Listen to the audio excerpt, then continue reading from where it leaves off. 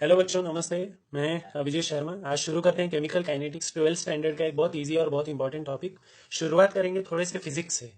Chapter का नाम है केमिकल काइनेटिक्स। काइनेटिक्स शब्द का अर्थ क्या है? हमने पढ़ा kinetic energy, energy of a substance due to its motion और स्पीड। तो केमिकल काइनेटिक्स में हम सीखने वाले हैं काइनेटिक्स यानी मोशन या स्पीड। अच्छा, इस चैप्टर में हम लोग स्पीड को दूसरा एक शब्द देंगे जिसका जो वर्ड है rate. Rate is anything upon time or more precisely change in anything on time. For example, जैसे हम लोग बोलते हैं velocity. What is velocity? Rate of change of displacement. तो rate of change of displacement का क्या मतलब है? Change in displacement upon time. Normal day to day भाषा में रेट का अर्थ होता है कीमत या कितने रुपए को मिलेगा, पर यहाँ पे साइंस में रेट का मतलब है change in something upon change in time, anything which is compared with time. जैसे velocity rate of change of displacement यानी change in displacement upon time, acceleration यानी वेलोसिटी अपॉन टाइम। ठीक है, तो आते हैं केमिस्ट्री में। What is rate of reaction? Rate of reaction is defined as change in concentration of either reactant और product compared with change in time. ठीक है, रेट ऑफ रिएक्शन दो प्रकार के हैं, एक होता है एवरेज रिएक्शन, एक होता है instantaneous reaction. What is average? जैसे समझो मेरे पास दो चीजें हैं, एक्स और वाई, तो उनका एवरेज कैसे लूंगा मैं? X plus Y divided by 2। अगर तीन चीजें होंगी, X plus Y plus Z upon 3 करूंगा। ठीक है, तो पॉइंट क्या है? एवरेज रेट ऑफ रिएक्शन कैसे निकालते हैं? चेंज इन कॉन्सेंट्रेशन पर चेंज इन टाइम, पर शुरुआत से लेके एंड तक जैसे जैसे चेंज इन कॉन्सेंट्रेशन होगा उन सारे चेंज इन कॉन्सेंट्रेशन को डिवाइड बाय टाइम करेंगे। ठीक है। अच्छा, इंस्टेंटेनियस रेट ऑफ रिएक्शन कैसे निकालते हैं? इंस्टेंटेनियस यानी मोमेंट वाला, उस क्षण का। जैसे समझो एक रिएक्शन शुरू हुआ, उस टाइम को बोलेंगे time T equal to 0 seconds, और 1 मिनट बाद यानी 60 सेकंड बाद वो रिएक्शन स्टॉप हो गया। तो अगर कोई आपको पूछे 23 सेकेंड्स पे रेट ऑफ रिएक्शन कितना है, तो वो बताना यानी इंस्टेंट रिएक्शन का रेट बताना, instantaneous rate of reaction. Okay, उसके लिए सिंपल से दो ग्राफ्स हैं। सोचो ए गिव्स बी, ऐसा रिएक्शन है। ए एक रिएक्टेंट है, बी एक प्रोडक्ट है। तो टाइम जैसे जैसे बढ़ेगा वैसे वैसे रिएक्टेंट कंज्यूम होगा, खत्म होते जाएगा। तो concentration of A, square bracket का मतलब है concentration, concentration of A versus time का ग्राफ हमेशा नीचे की तरफ आएगा, बराबर। तो जिस मोमेंट पे आपको बोला है, मतलब समझो यहाँ पे 12 सेकेंड टाइम है, ठीक है, आपको बोला है कैलकुलेट इंस्टेंटेनियस। सोचो आपको बोला है calculate instantaneous rate of reaction at a particular time 12 seconds. ठीक है, अगर ये 12 सेकंड्स हैं तो इसको जब मैं ऊपर ऊपर ले जाऊंगा, जहां पे ये इस ग्राफ को कट करेगा टाइम, वहां पे एक टेंजेंट बनाना और उसका स्लोप निकालना। जैसे हमने मैथ्स में 11th में सीखा है, Y slope is equal to y2 minus y1 upon x2 minus x1। उन कोऑर्डिनेट से हम लोग स्लोप निकालेंगे और उससे हमको मिल जाएगा rate of consumption of A at that particular instant. ठीक है। अच्छा, बी तो प्रोडक्ट है हमारे रिएक्शन में, तो बी इंक्रीज होगा तो उसका ग्राफ ऊपर की तरफ आएगा, और वहां पे जहां भी वो टाइम है उस पर एक टेंजेंट मारना और उसका स्लोप निकाल देना। ठीक है, समझ में आ गया? एवरेज रेट एवरेज से निकालना, इंस्टेंटेनियस रेट ग्राफ के टेंजेंट से निकालना। आगे बढ़ते हैं। अच्छा, हमने अभी रिएक्शन लिया था A gives B, where A is a reactant, B is a product. सोचो time T equal to 0 second पे रिएक्शन शुरू हुआ और time T equal to 50 seconds पे रिएक्शन खत्म हुआ। ठीक है, तो इनिशियल टाइम आएगा T is 0 second, final time आएगा T is 50 seconds. So if anybody is asking you what is rate of consumption of A, मतलब किस स्पीड से ए खत्म हो रहा है या यूज हो रहा है, तो फॉर्मूला है माइनस डी यानी चेंज, स्क्वायर ब्रैकेट यानी concentration, minus change in concentration of A upon change in time. ठीक है। अच्छा, अगर आपको कोई पूछ रहा है what is rate of formation of B, किस स्पीड से बी बन रहा है, तो लिखेंगे change in concentration of B upon change in time. बच्चों एक बात याद रखो, इंस्टेंटेनियस के लिए डी सिंबल है। जैसे हम लोग आई कार्ड यूज करते हैं, उसको कभी कभी आईडी कार्ड भी बोलते हैं। याद रखने के लिए सिर्फ बता रहा हूं, I for instantaneous, D for change. Instantaneous rate of reaction में सिंबल रहेगा चेंज का डी, चेंज के बदले डी लिखेंगे। ठीक है। अच्छा, बहुत सारे बच्चों के मन में डाउट आ रहा होगा, सर यहाँ तो आपने कोई साइन नहीं दिया, मतलब प्लस है, और यहाँ माइनस क्यों दिया है? तो वो मैं आगे बताऊंगा। एक और स्टेप देख लेते हैं। रेट ऑफ कंजम्पशन ऑफ ए को एवरेज के हिसाब से कैसा लिखेंगे? Minus delta concentration of A upon delta T. Delta मतलब एवरेज के लिए चेंज यानी डेल्टा स्टाइल में लिखना है। जैसे ए को हम लोग ऐसे बना सकते हैं ना, ये डेल्टा, और इसी को एक्सटेंड करके ए बनेगा, ऐसे हम लोग याद रख सकते हैं। इसके लिए आईडी और इसके लिए डेल्टा से ए एवरेज। ठीक है, समझ गए? तो minus change in concentration of A upon change in time is average rate of consumption of A. अच्छा, बी के लिए क्या आएगा? Average rate of consumption of B कैसा आएगा? Change in concentration of B upon change in time. ठीक है, अभी मैं आपको बताता हूं कि ये माइनस ही क्यों लिखा मैंने। शुरू करते हैं। सपोज करो अपना रिएक्शन कौन सा है? A gives B. तो सपोज करो suppose at time T equal to 0 seconds concentration of A zero का क्या मतलब है, ए का कॉन्सेंट्रेशन एट 0 सेकेंड्स इज 100, मतलब शुरुआत में मैंने 100 मॉलिक्यूल्स ए के लिए थे, ठीक है। टाइम 40 सेकेंड्स के बाद ए टी मतलब बच गए ए एट टाइम टी, कितने बच गए, 100 लिए थे, बचे 10। तो रेट ऑफ कंजम्पशन कैसे निकालेंगे, यहाँ पे माइनस क्यों दिया है वो आगे प्रूव करता हूँ। ऐसा सोचो यहाँ पे माइनस नहीं है तो क्या होगा, चेंज इन कॉन्सेंट्रेशन, किसी भी चीज का चेंज कैसे चेक करते हैं बच्चों, final minus initial. What is final concentration of A T minus initial A zero upon D T. What is D T, 40 second में रिएक्शन हुआ है तो फाइनल है 10, इनिशियल है 100। तो क्या आएगा बच्चों देखो, 10 माइनस 100 मतलब फाइनल 10 बचे थे, माइनस 100 डिवाइडेड बाय 40 तो कितना मिलेगा, minus 90 upon 40, that gives me minus 9 upon 4। बच्चों किसी भी रिएक्शन का स्पीड या रेट कभी भी नेगेटिव आ सकता है क्या, जैसे समझो मैं गाड़ी चला रहा हूँ 4 व्हीलर और रिवर्स गियर में गाड़ी चला रहा हूँ 40 की स्पीड पे, और कोई मुझे पूछेगा सर स्पीड क्या है, तो क्या मैं उसको बोलूंगा माइनस 40 किलोमीटर पर आवर, नहीं, क्योंकि स्पीड कभी भी नेगेटिव में नहीं हो सकती। इसलिए उस -9/4 को प्लस करने के लिए I have to multiply here bye minus, तो -9/4 इंटू माइनस गिव्स मी +9/4। बात क्लियर हो गई, ओके। ये हो गया बी के बारे में। ए के बारे में अभी देखते हैं बी के बारे में कि बी के फॉर्मूला में प्लस ही क्यों है, मतलब यहाँ पे कोई साइन क्यों नहीं आ रहा है। At time T equal to 0 concentration of B at time 0 is 0, क्योंकि शुरुआत में बी तो था ही नहीं, B is a product, okay. 40 second के बाद क्या होता है, बी टी मतलब concentration of B at time T final 90 है। Rate of formation of B, यहाँ पे कोई साइन नहीं लिख रहा हूँ, जरूरत पड़ी तो लिखेंगे, ठीक है। Change in concentration of B upon change in time, बताओ बच्चों चेंज कैसा होता है, फाइनल माइनस इनिशियल, तो फाइनल क्या है बी टी माइनस इनिशियल क्या है B zero upon D T. Final कितना बचा है बच्चों, कितने मॉलिक्यूल्स हैं बी के 90 और इनिशियल कितने थे 0, क्योंकि वो तो प्रोडक्ट है शुरुआत में नहीं था। तो क्या आएगा 90 माइनस 0 डिवाइडेड बाय 40, क्या आएगा 90 अपॉन 40 दैट इज 9 अपॉन 4। अब बताओ यहाँ पे साइन देने की कोई जरूरत है क्या, नहीं, क्योंकि ऑलरेडी प्लस है। तो यहाँ पे ए के लिए मैंने साइन देना यहाँ पे माइनस कंपलसरी हो गया, क्योंकि आंसर -9/4 आता था। इसलिए हमेशा रिएक्टेंट का कंजम्पशन नेगेटिव सिंबल से आएगा फॉर्मूला, और प्रोडक्ट का फॉर्मेशन हमेशा पॉजिटिव सिंबल से। यहाँ पे पॉजिटिव लिखें या ना लिखें बात एक एक्शन में, रिएक्टेंट का rate of consumption, rate of consumption of reactant, rate of production of product या फिर rate of formation of product कैसे लिखते हैं, ठीक है, वही यूज करके आज बनाएंगे क्वेश्चन, न्यूमेरिकल सॉल्व करेंगे। राइट रेट एक्सप्रेशन, एक्सप्रेशन मतलब formula, right, formula for rate for following reaction in terms of rate of consumption of reactants and formation of products and also in terms of overall rate of reaction। ये हमने कल नहीं देखा था, आज नया चीज है, ठीक है, ओवरऑल वाला, ठीक है। रिएक्शन क्या है, इजी सा, 1 N2 molecule react with 3 H2 molecules to give 2 ammonia.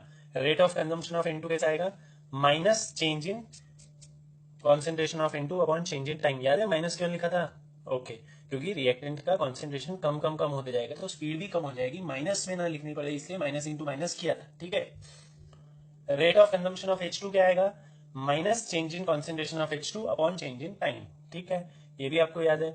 अच्छा, rate of formation of ammonia क्या आएगा, यहाँ पे प्लस क्यों लिखा है याद है, okay, plus change in concentration of ammonia upon change in time. अब मेरे को एक बात बताओ, अगर एक 3 साल का बच्चा और एक 20 साल का आदमी रेस करे तो कौन जीतेगा, शायद 20 साल वाला आदमी। तो क्या ये रेस सही है, नहीं, ऐसी रेस नहीं करनी चाहिए, तो फिर क्या करें, इक्वल इक्वल एज वालों को ही रेस करना चाहिए। अगर ओवरऑल रेट ऑफ रिएक्शन निकालेंगे तो अगर आप ध्यान से देखें N2 का कोएफिशिएंट, कोएफिशिएंट यानी बैलेंस करने के लिए जो नंबर यूज करते हैं वो है 1, H2 का कोएफिशिएंट है 3 और NH3 का कोएफिशिएंट है 2, तो तीनों के कोएफिशिएंट्स अलग अलग हैं, इसलिए ओवरऑल रेट ऑफ रिएक्शन लेते हुए तीनों के कोएफिशिएंट 1 बनाने की कोशिश की जाती है। अच्छा, तीनों का कोएफिशिएंट 1 बनाने के लिए क्या करेंगे, इसका तो कोएफिशिएंट 1 ही है तो इसको कुछ करने की जरूरत नहीं, इसका 3 है तो क्या करेंगे 1/3, 1/3 से मल्टीप्लाई कर दूंगा तो इसका कोएफिशिएंट क्या हो जाएगा 1, 1/2 से इसको मल्टीप्लाई कर दूंगा तो वो 2 और ये 2 कैंसिल हो जाएगा तो इसका भी हो जाएगा 1। इसीलिए ओवरऑल रेट जब भी लिखते हैं तो ऐसा लिखते हैं, देखो overall rate of reaction is equal to nitrogen का, हाइड्रोजन का और अमोनिया तीनों का रेट इक्वल किया जाएगा, तीनों का रेट ऑफ, ये दोनों का रेट ऑफ कंजम्पशन, इसका रेट ऑफ फॉर्मेशन, तीनों इक्वल होगा, उसको बोलेंगे ओवरऑल रेट ऑफ रिएक्शन। पर उसके लिए कंडीशन क्या है, तीनों का कोएफिशिएंट सेम आना चाहिए, क्या आना चाहिए 1, समझ में आया। जब भी ये इंडिविजुअल है, देखो ये rate of consumption of N2 है, इसमें हाइड्रोजन और अमोनिया का कोई वास्ता नहीं है तो यहाँ पे कोएफिशिएंट का कोई बात नहीं किया, H2 के लिए भी कोएफिशिएंट का कोई बात नहीं किया क्योंकि ये सिर्फ H2 का बात है, ठीक है। अमोनिया के लिए भी कोएफिशिएंट का बात नहीं किया क्योंकि ये सिर्फ अमोनिया का बात है।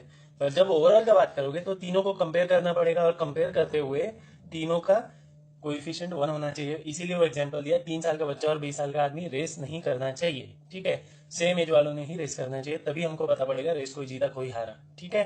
ओके, ये हो गया रेट का फॉर्मूला बनाने का एक तरीका। दूसरा तरीका है with the help of rate law. What is rate law? Suppose मेरे पास एक रिएक्शन है, ए गिव्स प्रोडक्ट्स। क्या रिएक्शन है अपने पास? ए गिव्स प्रोडक्ट्स, इकलौता रिएक्टेंट है, तो रेट लॉ बोलता है rate of reaction is directly proportional to concentration of A raise to X. क्योंकि एक ही रिएक्टेंट है तो रेट सिर्फ किस पे डिपेंडेंट है? ए पे, पर ए रेज टू एक्स पे, where X is the coefficient, sorry X is the order of A. यहाँ पे अकेला ए ही एक रिएक्टेंट है, इसलिए जो ए का ऑर्डर होगा एक्स, वही रिएक्शन का भी ऑर्डर होगा, ठीक है। अगर मैंने ये प्रोपोर्शनलिटी हटा दिया तो क्या आएगा? Rate is equal to K into concentration of A raise to X, ठीक है। सपोज करो मेरे पास दो रिएक्टेंट्स हैं, A plus B gives products. अगर दो रिएक्टेंट होगा तो रेट लॉ या रेट ऑफ रिएक्शन दोनों पे डिपेंड करेगा। देखिए फॉर्मूला क्या आएगा? Rate is directly proportional to concentration of A raise to X into concentration of B raise to Y. अच्छा, x क्या है? a का ऑर्डर है, y क्या है? b का ऑर्डर है। अगर मैं ये प्रोपोर्शनलिटी हटाऊंगा तो क्या मिलेगा? Rate is equal to K into concentration of A raise to X into concentration of B raise to Y. अच्छा, यहाँ पे एक ही रिएक्टेंट था तो जो a का ऑर्डर होगा वही रिएक्शन का ऑर्डर होगा, तो यहाँ पे दो रिएक्टेंट्स हैं, a का ऑर्डर है x, b का ऑर्डर है y, तो क्या करेंगे? Overall order of reaction would be equal to x plus Y. अच्छा, बात समझ में आ गई? अब एक मेन चीज, ऑर्डर और कोएफिशिएंट सेम चीज नहीं है। कोएफिशिएंट क्या होता है? जैसे समझो एक रिएक्शन है, इसको बैलेंस करने के लिए यहाँ पे मैंने 2 लिखा या यहाँ पे 3 लिखा, तो इस नंबर को बोलते हैं कोएफिशिएंट या फिर स्टाइचियोमेट्रिक कोएफिशिएंट। एक्स कभी कभी इसके जैसा हो जाता है, हमेशा नहीं होता। मतलब कोइंसिडेंस हो सकता है कि एक्स का वैल्यू 3 हो जाए या एक्स का वैल्यू 2 हो जाए, जो कोएफिशिएंट है वही ऑर्डर है, ये अगर आया तो इसको सिर्फ कोइंसिडेंस समझने का, ठीक है। हर बार ऐसा नहीं होता। आगे बढ़ते हैं, एक न्यूमेरिकल लेते हैं, actual numerical. Rate law for the reaction twice NOBr gives twice NO plus Br2। 2 NOBr से बन रहा है 2 NO प्लस Br2, और इसका रेट लॉ क्या दिया है? Is rate is equal to K into concentration of NOBr raise to 2। अब मेरे को बताओ ये 2 का क्या मतलब है? ये 2 x का वैल्यू है, क्योंकि रेट लॉ क्या होता है? Rate is equal to K into concentration of A raise to X, तो x का वैल्यू यहाँ पे 2 है। ए कौन है? NOBr, इकलौता रिएक्टेंट है, बराबर। आगे बढ़ते हैं, rate law for the reaction twice NOBr gives twice NO plus Br2 is rate is equal to K into concentration of NOBr raise to 2। The rate constant कौन है बच्चों? अभी अभी हमने यहाँ पे प्रोपोर्शनलिटी साइन जब हटाया तो इधर कोई नया चीज आया के, इधर भी आया के, ये के को बोलते हैं रेट कांस्टेंट, ठीक है। तो कहां पहुंचे थे? Rate constant for the reaction at a certain temperature is 1.62 molar inverse second inverse, ठीक है। तो ये किसका वैल्यू? 1.62 के का वैल्यू है। If the concentration of NOBr is 2 into 10⁻³ molar, what will be the rate of reaction? अच्छा, सबसे पहले क्या करेंगे? ये रिएक्शन का रेट लॉ कॉपी कर लेंगे। क्या है rate law? Rate is equal to K into concentration of NOBr raise to 2। कर लिया कॉपी? अच्छा, इसे क्या पता पड़ा? Therefore x is equal to 2। How come? Since rate is equal to, दोनों फिंगर्स की तरफ देखिएगा, रेट दोनों साइड ठीक है, is equal to K into K भी दोनों साइड ठीक है, concentration of A raise to X होना चाहिए वहां पे, यहाँ क्या है? Concentration of NOBr raise to 2, मतलब एक्स का वैल्यू अपने आप 2 हो गया, ठीक है। अब मेरे को बताओ क्या पूछा है? What will be the rate of reaction? सिर्फ रेट पूछा है। के दिया है क्या? हाँ, 1.62। कॉन्सेंट्रेशन ऑफ NOBr दिया है क्या? हाँ, 2 into 10⁻³ तो के का वैल्यू डाल दिया 1.62, NOBr का वैल्यू डाल दिया 2 into 10⁻³ रेज टू 2 कर दिया, क्योंकि ये वैल्यू रेज टू 2 है, ठीक है। इनको सॉल्व करने के बाद में ये वैल्यू मिलेगी। सिंपल मल्टीप्लीकेशन करना है, 2 का स्क्वायर 4 into 1.62 गिव्स मी 6.48, और 10⁻³ का स्क्वायर -6 आएगा, ठीक है। ये हो गया। अब मेरे को बताओ इसका यूनिट क्या आएगा? इसका कुछ यूनिट भी तो होना चाहिए रेट का। रेट का फॉर्मूला क्या है? Rate is equal to concentration upon time. Concentration का यूनिट क्या होता है जनरली? मोलैरिटी, मोलार, ठीक है। और टाइम का यूनिट क्या होता है? सेकेंड। तो यहाँ पे यूनिट क्या आएगा? मोलार पर सेकेंड। बात समझ में आ गई? ठीक है। देखो बच्चों, किसी भी फॉर्मूला में, किसी भी फाइनल आंसर में यूनिट निकालना बहुत इंपॉर्टेंट है, पर यूनिट निकालने के 2-3 तरीके हैं। पहला तरीका, हम रट्टा मार लें कि रेट का यूनिट तो हमेशा मोलार पर सेकेंड ही होता है, 90% से ज्यादा टाइम यही यूनिट होता है, हर चीज का फिक्स्ड यूनिट होता है। और कभी कभी गिवन यूनिट्स अगर चेंज हो जाए तो हमारा आंसर रॉन्ग आएगा, फिर यूनिट रॉन्ग हो जाएगा ना। यहाँ पे अगर हमने रट्टा मार लिया और हमेशा के जैसे लिख दिया कि रेट मतलब मोलार पर सेकेंड, तो घपला हो जाएगा। तो क्या करने का, हर बार यूनिट सॉल्व करके देखने का। अभी के का यूनिट क्या है बच्चों, के का यूनिट है मोलार इनवर्स सेकेंड इनवर्स। देखिए यहाँ पे लिखता हूँ नीचे, 1.62 का यूनिट क्या है, मोलार इनवर्स सेकेंड इनवर्स, ठीक है, इनटू एनओबीआर का स्क्वायर। एनओबीआर का यूनिट क्या है, मोलार, मोलार का स्क्वायर। अब मेरे को एक बात बताओ, ये मोलार इनवर्स और ये मोलार स्क्वायर कैंसिल करके क्या बचेगा, सिर्फ मोलार बचेगा, बराबर। और सेकंड को तो किसी ने टच भी नहीं किया, तो सेकंड तो ऐसे ही आएगा, मोलार सेकंड इनवर्स, जिसको हम लोग लिख सकते हैं मोलार पर सेकंड। मतलब यही हमने निकाला। बोलने का मतलब क्या है, हर बार यूनिट याद करने के बदले सॉल्व करके निकालेंगे तो गारंटीड करेक्ट आएगा। सीखा था ऑर्डर कैसे चेक करते हैं, ठीक है, कैसे चेक करते हैं उसका थोड़ा सा बेसिक देखा था। और ऑर्डर क्या होता है बच्चों, जैसे एक रिएक्शन दिया A plus B gives P, इसमें रेट लॉ क्या है, rate is equal to K into concentration of A raise to X into concentration of B raise to Y. तो एक्स जो है वो ए का ऑर्डर है, एक्स क्या है, ए का पावर है, ए का रेस टू द पावर है, वाई क्या है, बी का रेस टू द पावर है। तो ऑर्डर को डिफाइन कैसे करेंगे, the exponent to which the concentration of the reactant term is raised to is known as order of that particular reactant. तो ए का ऑर्डर एक्स है क्योंकि एक्स से उसको रेज किया है, बी का ऑर्डर वाई है क्योंकि वाई से बी को रेज किया है, ठीक है। ऑर्डर एक बड़ा स्पेशल चीज है जिसको आप डायरेक्टली नहीं निकाल सकते, कुछ कैलकुलेशन से निकाल सकते हैं पर डायरेक्टली नहीं निकाल सकते। रिएक्शन को देखते ही समझ में नहीं आएगा कि ऑर्डर क्या है। ऑर्डर का वैल्यू नेगेटिव हो सकता है, पॉजिटिव हो सकता है, फ्रैक्शनल हो सकता है और जीरो भी हो सकता है, ठीक है। नेक्स्ट मॉलिक्यूलैरिटी, देखो शब्द में ही सब कुछ है। Total number of reactant molecules involve in the reaction is known as the molecularity of the reaction. समझो एक ए और एक बी इस रिएक्शन में इन्वॉल्व है, तो टोटल कितने हो गए, एक ए एक बी, टोटल दो मॉलिक्यूल्स हो गए। मॉलिक्यूलैरिटी ऑफ द रिएक्शन इज 2। और मॉलिक्यूलैरिटी का रिएक्शन, मॉलिक्यूलैरिटी ऑफ रिएक्शन का वैल्यू कभी नेगेटिव नहीं आ सकता, कभी जीरो नहीं आ सकता। क्यों, क्योंकि किसी भी रिएक्शन में number of molecules involve zero या नेगेटिव तो हो ही नहीं सकते ना, इसीलिए हमेशा पॉजिटिव वैल्यू ही आएगी, ठीक है। नेक्स्ट नेक्स्ट हम पढ़ते हैं elementary reaction. What is elementary reaction, बच्चों हमने बचपन से सीखा एलिमेंट मतलब क्या होता है, एक ऐसा चीज जिसका टुकड़ा नहीं कर सकते, तो उसी शब्द को यहाँ पे यूज करेंगे। Elementary reaction means reaction which can not be broken down into smaller steps. जैसे example N2 + 3H2 gives twice ammonia. कुछ भी कर लो, इस रिएक्शन को 2 या 3 स्टेप में ब्रेक नहीं कर सकते, ये सिंगल स्टेप रिएक्शन है और सिंगल स्टेप रिएक्शन को ही एलिमेंटरी रिएक्शन बोलते हैं। और एलिमेंटरी रिएक्शन में मॉलिक्यूलैरिटी और ऑर्डर कभी कभी सेम हो जाता है, हमेशा नहीं होगा पर कभी कभी होगा, ठीक है। नेक्स्ट है नॉन एलिमेंटरी रिएक्शन। अभी शब्द से पता पड़ गया कि reaction which can be broken down into smaller steps, और इस केस में molecularity and order are never equal to each other, ठीक है। एग्जांपल देखते हैं कि ऐसा कौन सा रिएक्शन है जिसको स्टेप्स में ब्रेक कर सकते हैं। C2H2 मतलब इथाइन, जिसमें ट्रिपल बॉन्ड होता है, reacts with 2 molecules of H2 to give 1 ethane molecule. इस रिएक्शन को 2 स्टेप में ब्रेक कर सकते हैं, can be broken down into, can be written into 2 steps. पहले में ethyne reacts with 1H2 to give ethene, next में ethene reacts with 1H2 to give ethane, ठीक है। तो यहाँ पे 2 स्टेप में हो गया, तो यहाँ पे इसको बोलेंगे नॉन एलिमेंटरी रिएक्शन। नेक्स्ट देखते हैं इंटरमीडिएट। नेक्स्ट कंसेप्ट क्या है, इंटरमीडिएट मतलब बीच का। देखो बच्चों एक एग्जांपल, हम इंटरमीडिएट हैं धरती पे। धरती की शुरुआत में मैं और आप नहीं थे, और धरती जब खत्म होगी तब मैं और आप नहीं होंगे, मतलब जो ना पहले था जो ना बाद में होगा, कुछ समय के लिए पैदा हुआ और मर गया। जैसे इन दो रिएक्शंस को ध्यान से देखिए, C2H2 और H2 शुरुआत में थे, C2H6 लास्ट में होगा। सिर्फ C2H4 ऐसा है जो पहले रिएक्शन में प्रोड्यूस हुआ, दूसरे में कंज्यूम हुआ। तो ऐसा सब्सटेंस जो किसी रिएक्शन में प्रोडक्ट होता है और किसी आगे के नेक्स्ट किसी स्टेप में रिएक्टेंट बन जाता है, मतलब खत्म हो जाता है, जो शुरुआत में नहीं था, इनिशियल रिएक्टेंट में नहीं था और फाइनल प्रोडक्ट्स में नहीं होगा, उसको बोलते हैं इंटरमीडिएट। तो इन दो रिएक्शंस में इंटरमीडिएट कौन है, C2H4, ठीक है। Next rate determining step. Rate मतलब स्पीड, डिटरमाइन यानी फाइनलाइज करना, डिसाइड करना। रेट डिटरमाइनिंग स्टेप मतलब वो स्टेप होगा जो स्पीड ऑफ रिएक्शन डिसाइड करेगा। अभी एग्जांपल लेते हैं, एलिमेंटरी में तो एक ही रिएक्शन है तो वही डिसाइड करेगा रेट ऑफ रिएक्शन, और नॉन एलिमेंटरी में 2 3 4 कितने भी स्टेप्स हो सकते हैं। अब यहाँ पे 2 स्टेप्स हैं, तो मानो ये पहला एग्जांपल ले रहे हैं, पहला वाला अगर स्लो है और सेकंड वाला अगर फास्ट है, तो कौन डिसाइड करेगा कि किसी रिएक्शन को कितना ज्यादा समय लगेगा, कितना स्पीड होगा, स्लो वाला।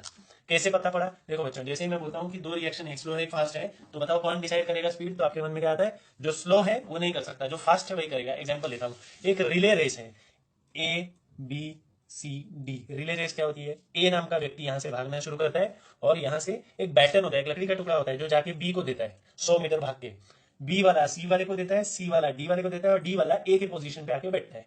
इन चारों ने एक सीक्वेंस बनाया, इसको बोलते हैं रिले रेस। अब कैसे डिसाइड होगा कि ये टीम जीतेगी या हारेगी, बताओ। जो सबसे स्लोएस्ट होगा वो डिसाइड करेगा या जो सबसे फास्टेस्ट होगा वो डिसाइड करेगा? जो सबसे फास्टेस्ट है वो सिर्फ एवरेज को कम कर सकता है, एवरेज स्पीड को बढ़ा सकता है और एवरेज टाइम टेकन को कम कर सकता है, और जो सबसे धीरे भागेगा वो ये निश्चित करेगा कि टीम हार जाएगी या जीतेगी। तो याद रखना, रेट डिटरमाइनिंग स्टेप कौन सा होता है? जो स्लोवेस्ट स्टेप होता है, जो सबसे स्लो है वो रेट डिटरमाइनिंग स्टेप होगा। ठीक है, आगे बढ़ते हैं। अब एक बड़ा इजी सा इंटरेस्टिंग सा न्यूमेरिकल देखते हैं, क्वेश्चन पढ़ते हैं। 2 H2 molecules react with 2 NO to give 2 H2O and N2. The rate of reaction doubles if the concentration of H2 is doubled. ये है केस 1 बच्चों, यहां से लेके यहां तक, दिस इज केस 1। क्या बोला है? एक रिएक्शन दिया है और केस 1 क्या बोला है? The rate of reaction doubles if the concentration of H2 is double. दो रिएक्टेंट्स हैं, रिएक्टेंट पे ही, रिएक्टेंट की कंसंट्रेशन पे ही डिसाइड हो सकता है कि रेट कितना होगा। ठीक है, आगे बढ़ते हैं। सेकंड केस क्या है? If the concentration of NO is double, इसका कंसंट्रेशन डबल करेंगे, rate increases by factor 4। Factor 4 का मतलब है 4 टाइम्स हो जाएगा, 4 टाइम्स। तो केस 1 केस 2 समझ गए। देखो पहले ये वाले रिएक्शन को कंसीडर करते हैं, इसका रेट लॉ क्या आएगा? रेट लॉ में प्रोडक्ट का कोई वास्ता नहीं है, सिर्फ रिएक्टेंट इंपॉर्टेंट है। क्या आएगा formula? Rate is equal to K into concentration of H2 raise to X into concentration of NO raise to Y। ठीक है, X और Y H2 और NO के ऑर्डर्स हैं। अच्छा, ये शुरुआत की बात है इसलिए मैं इसको ले रहा हूं R0, और इस इक्वेशन को भी मैं लिखता हूं इक्वेशन नंबर 0। केस 1 क्या है? If the rate of reaction doubles, rate of reaction doubles मतलब क्या देखते हैं। If concentration of H2 is doubled, rate of reaction doubles. Initial concentration, initial rate क्या है? R0, बाद में क्या हो जाएगा? Twice R0। क्यों हो गया? क्योंकि हमने H2 का कॉन्सेंट्रेशन डबल कर दिया। तो देखो फॉर्मूला ये था अपने पास, R0 is equal to K into concentration of H2 raise to X into NO raise to Y। उसको मैं अभी केस 1 है ना, केस 1, इस वजह से इधर R1 लिख रहा हूं। ठीक है, R1 is equal to twice R0। Twice R0 का मतलब क्या है? 2 इंटू इनिशियल रेट, क्योंकि डबल हो रहा है, is equal to K into concentration of H2 को डबल कर दिया, तो यहाँ पे मैं ब्रैकेट के अंदर क्या लिखूंगा? Twice H2 whole raise to X, बाकी same as it is, into concentration of NO raise to Y। ठीक है, अच्छा ये 2H2 whole raise to X है, इसको 2 रेस टू X मैंने बाहर निकाल लिया, ये मेरे को मिल गया इक्वेशन नंबर 1। ठीक है, कोई डाउट नहीं है, आगे बढ़ते हैं। केस 2 क्या बोलता है? Case 2 says if concentration of NO is doubled, second reactant को डबल कर दिया, रेट इंक्रीजेस बाय फैक्टर 4। मतलब इनिशियल रेट क्या है? R0, R0 के बदले क्या हो जाएगा? 4 टाइम्स R0। तो केस 2 होने की वजह से मैं यहाँ पे लिख रहा हूँ R2 is equal to 4 R0 is equal to K into concentration of H2 raise to X, मतलब H2 को हाथ नहीं लगाया, उसको चेंज नहीं किया, into concentration of twice NO whole raise to Y। NO का कंसंट्रेशन डबल किया, अब ये ट्वाइस है ना, ये बाहर आ जाएगा, तो क्या मिलेगा? बाकी इक्वेशन देखो सेम टू सेम मिल रहा है। 4R0 is equal to K into concentration of H2 raise to X into 2 raise to Y into concentration of NO raise to Y। अच्छा, क्वेश्चन क्या पूछा था आपको? Write rate law. जब भी आपको बोले राइट रेट लॉ, मतलब क्या पूछ रहे हैं पता है? आपको पूछ रहे हैं X और Y का वैल्यू है, ऑर्डर ऑफ रिएक्टेंट्स और ऑर्डर ऑफ प्रोडक्ट्स, ये दो चीजें पूछी जा रही है। ठीक है, अब मैं क्या करूंगा? X और Y कैसे निकालूंगा? Dividing equation 1 by equation 0। What is equation 1 बच्चों? ये वाला, twice R0 is equal to K into 2 raise to X into concentration of H2 raise to X into NO raise to Y। ठीक है, ये वाला डिवाइडेड बाय इक्वेशन 0। तो क्या मिल रहा है देखो, twice R0 upon R0 is equal to K into 2 raise to X into concentration of H2 raise to X into NO raise to Y upon ये। ठीक है, अब बच्चों देखो R0 कैंसिल हो गया, ठीक है, आपके सामने कैंसिल कर रहा हूँ, K कैंसिल हो गया, H2 raise to X cancel, NO raise to Y cancel, LHS पे बचा 2, RHS पे बचा 2 raise to X। 2 is equal to 2 raise to X, therefore X का वैल्यू क्या डालना पड़ेगा? 1 डालेंगे तभी तो इक्वल होगा, मतलब X का वैल्यू 1 मिल गया, मतलब ये किसका वैल्यू है? Order of H2। ठीक है, नेक्स्ट देखते हैं, अभी मेरे को ऑर्डर ऑफ NO भी निकालना है, Y। Dividing equation 2 by equation 0 we get 4R0 upon R0 is equal to K into H2 raise to X into 2 raise to Y NO raise to Y upon K into H2 raise to X NO raise to Y। K cancel, H2 raise to X cancel, ये भी cancel, R0 भी cancel, LHS पे बचा 4, RHS पे बचा 2 raise to Y। अगर 4 is equal to 2 raise to Y है तो Y का वैल्यू क्या पुटअप करने पे मेरे को ये वैल्यूज इक्वल मिलेंगी दोनों, LHS इक्वल टू RHS 2। अच्छा, तो मेरे को क्या मिल गया? X और Y का वैल्यू मिल गया, तो मेरे को फाइनल रेट लॉ लिखना इजी हो गया। Therefore rate is equal to K into concentration of H2 raise to X होता है ना, और X का value 1 into concentration of NO raise to Y होता है और Y का वैल्यू 2। ये है मेरा फाइनल रेट लॉ। बच्चों अभी जो हमने ये न्यूमेरिकल सीखा है 4 बार बोर्ड एग्जाम में आ चुका है, तो इसको स्किप नहीं करना, 2-3 बार वीडियो। हेलो बच्चों, शुरू करते हैं लेक्चर नंबर 4 केमिकल काइनेटिक्स। आज एक बहुत इंपॉर्टेंट डेरिवेशन हम सीखने वाले हैं जिसका हेडिंग है integrated rate law for first order reaction. Suppose हमारे पास एक रिएक्शन है, रिएक्टेंट ए है जो प्रोडक्ट बना रहा है, ए गिव्स प्रोडक्ट्स, उसका रेट लॉ क्या होगा? Rate is directly proportional to concentration of A raise to X. अगर प्रोपोर्शनैलिटी खोल दूंगा तो क्या मिलेगा, rate is equal to K into concentration of A raise to X. What is K, rate constant. ठीक है. If the reaction is a first order reaction, हमारा heading ये है ना, integrated rate law for first order reaction. तो अगर reaction first order reaction है तो एक्स का वैल्यू क्या होगा, ये जो ए रेज टू एक्स है ना, तो एक्स का वैल्यू क्या होगा 1. ठीक है. Therefore, rate is equal to k into concentration of a raised to 1. अगर मैं इसको इक्वेशन 1 पकड़ू, a raised to 1 लिखो या ये 1 नहीं लिखो चलेगा. ठीक है. इसको इक्वेशन 1 बोला. दूसरी बात, हमको और एक बात पता है कि रेट का और एक फॉर्मूला है. We also know that rate is equal to minus change in concentration of A upon change in time. इसको इक्वेशन 2 पकड़ लिया. अगर आप ध्यान से देखो इक्वेशन 1 और 2 को, दोनों का एलएचएस सेम है. So what we can do, we can equate equations 1 and 2. RHS दोनों को इक्वेट कर देंगे तो क्या मिलेगा, minus d concentration of A minus change in concentration of A upon dt is equal to K concentration of A. ठीक है. ये concentration of A और यहाँ भी A वाले टर्म्स एक साइड में लेते हैं तो ये A इस तरफ भेज देंगे और ये dt उस तरफ भेज देंगे तो ये मिलेगा बराबर minus change in concentration of A upon concentration of A is equal to K dt. अच्छा, आगे बढ़ते हैं. हमने हेडिंग क्या पढ़ा था, इंटीग्रेटेड रेट लॉ. तो अभी इंटीग्रेट करेंगे. Integrating on both sides. हमको पता है इंटीग्रेशन दो टाइप का होता है, एक होता है डेफिनेट, एक होता है इनडेफिनेट. यहाँ पे हम लोग डेफिनेट लेंगे. At time t equal to 0 concentration of A is taken as concentration A0 and at time t equal to t seconds concentration of A is taken as AT. ठीक है. ये वैल्यूज डालेंगे. ये जो ऊपर वाला इक्वेशन है इसका इंटीग्रेशन लेंगे. इंटीग्रेशन में एक छोटा सा सांप दिखाते हैं ना, वो ये देखो दिख रहा है दोनों साइड. ओके. इनिशियल वैल्यू क्या है A0, फाइनल वैल्यू AT. इसका इंटीग्रेशन ले लिया हमने. और RHS पे क्या है K dt. तो इसका इंटीग्रेशन क्या लेंगे, 0 से लेके t तक. अब K है कांस्टेंट तो K आ जाएगा बाहर. ठीक है. आया K बाहर आ गया, अंदर क्या बचा, सिर्फ dt. तो उसको हम लोग लिख सकते हैं 1 dt. इंटीग्रेशन ऑफ 1 dt क्या आएगा बच्चों, t. इंटीग्रेशन ऑफ 1 dt क्या आएगा, integration of 1 with respect to t आएगा t. तो इधर वैल्यू आ जाएगी K t 0 से t में. ठीक है. और दूसरा ये जो है value minus change in concentration of A upon concentration of A, इसको मैं ऐसे लिख सकता हूँ ना, माइनस को ले लिया मैंने बाहर और अंदर क्या मिला, 1 upon concentration of A into D concentration of A. क्या मैं बोल सकता हूँ कि ये 1 अपॉन एक्स डी एक्स जैसा है. और 1 अपॉन एक्स डी एक्स का इंटीग्रेशन क्या आता है बच्चों, लॉग एक्स. सही बोल रहे हैं आप. आगे बढ़ते हैं. ठीक है. और ये माइनस देखो बच्चों, यहाँ पे ये जो माइनस था ये वाला, ये माइनस एज इट इज हमने बाहर ले लिया. और 1 अपॉन ए डी ए का आंसर क्या आएगा इंटीग्रेशन का, लॉग ऑफ ए. और लॉग कौन सा, नेचुरल लॉग. देखिए माइनस यहाँ पे आ गया, ln ऑफ कॉन्सेंट्रेशन ऑफ ए. ये ब्रैकेट इसलिए डाला है ताकि वैल्यू बता सकूं A0 से AT. ठीक है. इज इक्वल टू के टी फ्रॉम 0 टू t. अच्छा, इसका वैल्यू क्या आएगा, ये तो एज इट इज आ जाएगा. इसका t minus 0, final minus initial. नीचे वाला इनिशियल है, ऊपर वाला फाइनल है. ठीक है. t minus 0 gives me kt. यहां तक ठीक है. RHS done. यहाँ पे देखिए ln of concentration of A from A0 to AT. ये माइनस को एज इट इज कॉपी किया, माइनस को एज इट इज कॉपी किया. ln of AT minus ln of A0. ठीक है. ये KT एज इट इज आ गया. ln of AT minus ln of A0 और उसके बाहर माइनस है, ये माइनस यहाँ मल्टीप्लाई हुआ, माइनस हो गया. ये माइनस और ये माइनस प्लस हो गया. अब देखो बच्चों, ये माइनस वाला टर्म है, ये प्लस वाला टर्म है, सिर्फ लिखने में इंटरचेंज किया, बाकी कुछ भी फर्क नहीं पड़ा. तो पहले क्या आया, ln of A0 minus ln of AT is equal to KT. यहां तक इक्वेशन डन. ओके. हमको पता है log x minus log y is equal to log of x upon y. तो वही देख रहे हैं हम लोग. ln of A0 minus ln of AT can be written as ln of A0 upon AT. और ये KT as it is copy कर दिया. ठीक है. आगे बढ़ते हैं. अच्छा, ये ln क्या होता है, नेचुरल लॉग, मतलब log to the base e, जो हमारे लॉग बुक से सॉल्व नहीं हो सकता. तो हम क्या करेंगे, 2.303 से मल्टीप्लाई कर देंगे तो वैल्यू बन जाएगी log टू द बेस 10. इसको हम हमारे लॉग बुक से सॉल्व कर सकते हैं. So this equation gives me 2.303 into log to the base 10 of A0 upon AT is equal to KT. ठीक है. अगर मुझे k का वैल्यू निकालना है तो t उस साइड भेज दूंगा. देखो k का वैल्यू निकालना है तो t उधर भेज दिया, मिला क्या, ये वाला इक्वेशन.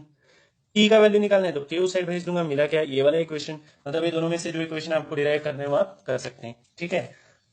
अच्छा, ये जो इक्वेशन है ये बहुत इंपॉर्टेंट है. एग्जाम में इस पे न्यूमेरिकल्स तो आते ही हैं और डेरिवेशन भी 2 से 3 बार पूछा जा चुका है बोर्ड एग्जाम में. ठीक है.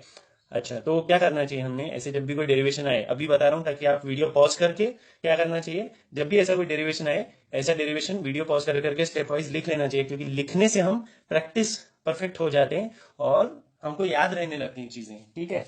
आगे बढ़ते हैं. अब एक नया चीज आया, एक नया कंसेप्ट है, what is half life of a reaction. अच्छा, ये वाले जो रिएक्शन है ना, इनको मैंने स्टार बोला, स्टार. जैसे ऊपर इक्वेशन 1 इक्वेशन 2 बोला था, यहाँ पे स्टार बोला, आगे यूज होने वाला है. What is half life of a reaction. समझो मैंने रिएक्टेंट के लिए थे 100 मॉलिक्यूल्स और 10 सेकंड के बाद में उसमें से 50 ही बचते हैं, तो उस 10 सेकंड को बोलते हैं हाफ लाइफ। अगर सोचो किसी और रिएक्शन में मैंने लिए थे 500 मॉलिक्यूल्स और 40 सेकंड के बाद 250 बचते हैं, 500 का आधा, तो वो 40 सेकंड उस रिएक्शन के लिए हाफ लाइफ है। हाफ लाइफ ऑफ रिएक्शन मतलब ऐसा time, the time required for a reactant to remain the half of the initial concentration.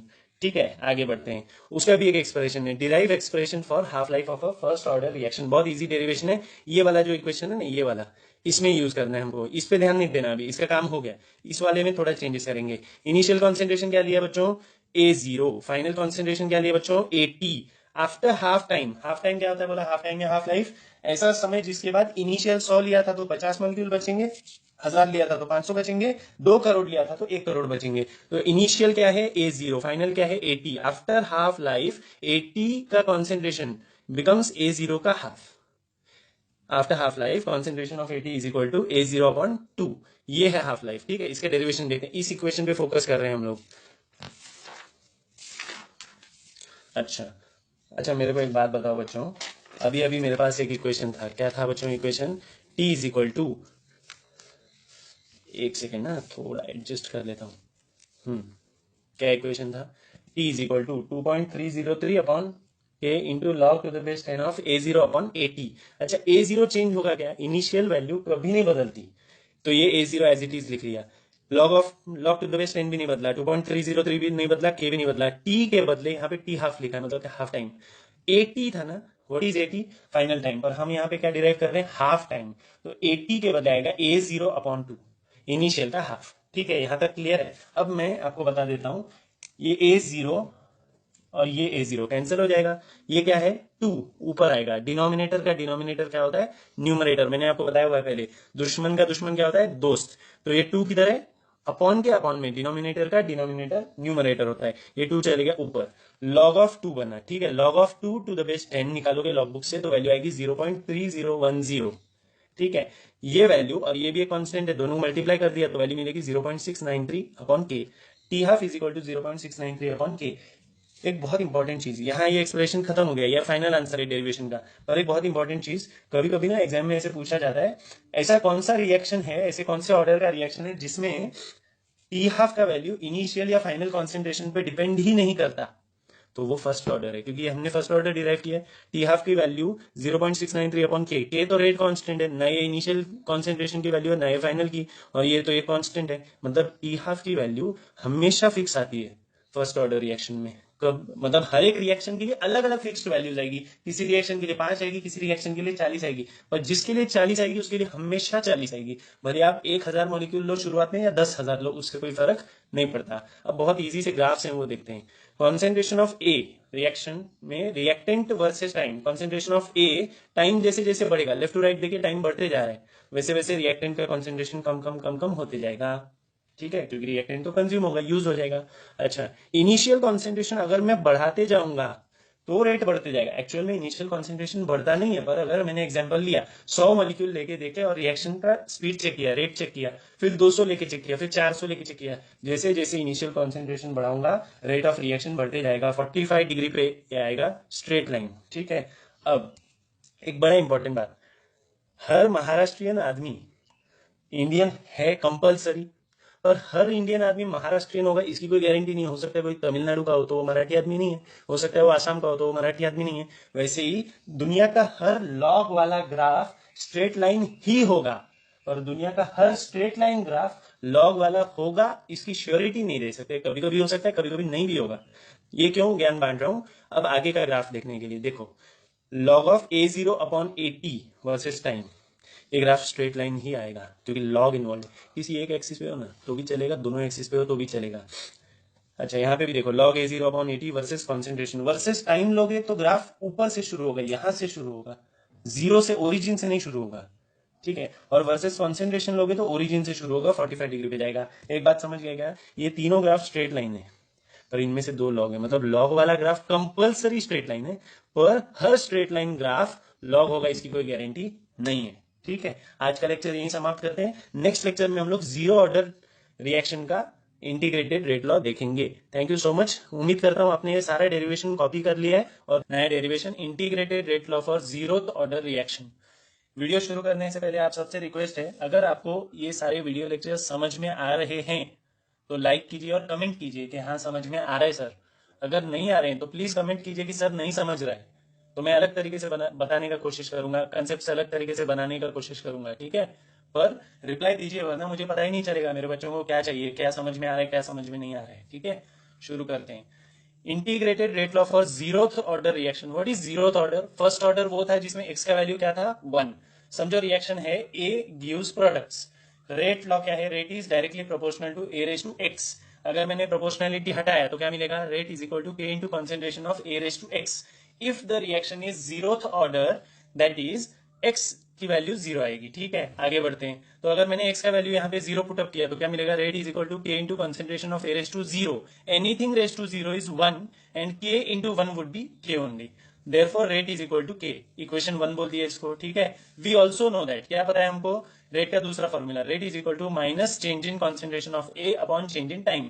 इसको इक्वेशन 2 बोल दिया। अभी इक्वेशन 1 और इक्वेशन 2 दोनों का LHS क्या है? सेम रेट है, ठीक है। तो हम लोग क्या करेंगे? दोनों का RHS इक्वेट कर देंगे। तो क्या मिलेगा मेरे को?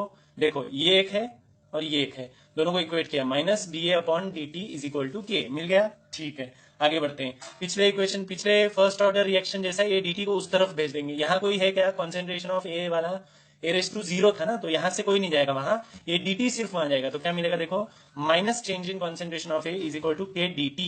अच्छा, इंटीग्रेटिंग ऑन बोथ साइड्स क्या मिलेगा? इंटीग्रेशन कैसा लेते हैं बच्चों? टाइम 0 से लेके t सेकेंड्स तक ऑन RHS साइड, क्योंकि यहाँ पे dt है विद रेस्पेक्ट टू टाइम है और यहाँ पे विद रेस्पेक्ट टू कॉन्सेंट्रेशन है ऑफ ए है, इसलिए a 0 से लेके at तक, इनिशियल कॉन्सेंट्रेशन से फाइनल। माइनस साइन बाहर ले लिया तो अंदर क्या बचेगा? माइनस इंटीग्रेशन ऑफ 1 dA, ठीक है। अच्छा मेरे को बताओ, integration of 1 with respect to x, मतलब इंटीग्रेशन ऑफ 1 dx क्या होता है? x। इंटीग्रेशन ऑफ ये k बाहर ले लिया तो यहाँ पे मिला क्या? इंटीग्रेशन ऑफ 1 dt, तो यहाँ क्या आएगा? t। पर वैल्यूज क्या होंगी? 0 से t और ये होगा a 0 से at, ठीक है। देखते हैं अगला स्टेप, ध्यान दीजिएगा, ठीक है। यहाँ पे क्या किया मैंने? 1 dA का इंटीग्रेशन लिया, concentration of A from A0 to AT, और ये minus sign as it is नीचे कॉपी कर दिया। ये के बाहर निकाला था, के एज इट इज लिख दिया। 1 with respect to t gives me t from 0 to t, ठीक है। तो जब इसका सॉल्व करेंगे तो क्या आएगा? देखो next step, minus sign as it is copy कर लिया, AT minus A0 final minus initial, यहाँ भी क्या आएगा? t minus 0, K as it is आएगा। t minus 0 gives me t, so it RHS becomes KT and this becomes minus concentration AT plus ये minus of minus हो गया plus concentration A0 is equal to KT, ठीक है। अभी मैंने सिर्फ क्या किया? रीअरेंज किया। बच्चों कैसा होता है? माइनस एक्स प्लस वाई लिखने के बदले y माइनस एक्स ज्यादा अच्छा लगता है, समझ में आता है। दोनों में कोई फर्क है क्या? नहीं। तो माइनस AT प्लस A0 को मैंने क्या लिखा? A0 पहले लिख दिया क्योंकि प्लस वाला टर्म है, और बाद में माइनस AT लिख दिया इज इक्वल टू KT, ठीक है। अगर मेरे को अभी K का वैल्यू निकालना है तो मैं क्या करेगा? t उस तरफ भेज दूंगा। अगर t का वैल्यू निकालना है तो k इस तरफ भेज दूंगा, ठीक है। दोनों इक्वेशंस मिल गए। आगे बढ़ते हैं। अभी ये तो हो गया। अगर आपको कोई बोलता है राइट और derive expression for integrated rate law for zeroth order reaction, यहां तक ही लिखना है, ठीक है। बोर्ड एग्जाम में 2 बार आ चुका है, यहां तक ही लिखना है। अब आगे बढ़ते हैं। Expression for half life of zeroth order reaction अगर कोई आपसे पूछे, तो हाफ लाइफ का मतलब आपको पता है कि इनिशियल मैंने अगर ए के नंबर ऑफ मॉलिक्यूल्स 100 लिए होंगे तो 100 से 50 होने में जो टाइम लगेगा that would be known as half life, ठीक है। तो फॉर्मूला क्या आएगा? ध्यान से देखना बच्चों। टी का फॉर्मूला क्या है? Concentration A0 minus concentration AT upon K. अच्छा, टी हाफ क्या आएगा? A0 माइनस AT अपॉन के, वही एज इट इज कॉपी किया, पर हमको पता है कि AT की वैल्यू क्या बन जाएगी? इनिशियल का हाफ। अगर मैंने ये A0 लिया इनिशियल तो AT क्या बन जाएगा? A0 divided by 2। ये देखिए मैंने लिखने में गलती कर दी थी। हाँ, तो क्या बनेगा? A0 remains as A0 only, AT becomes A0 upon 2 और and K remains as K only, ठीक है। अब ये देखो बच्चों, A0 माइनस A0 अपॉन 2 दोनों में क्या कॉमन है? A0, तो मैंने ले लिया इसको बाहर, तो क्या मिला अंदर? इसका बन गया 1 और इसका बन गया 1/2, that is half. 1 minus half क्या होता है बच्चों?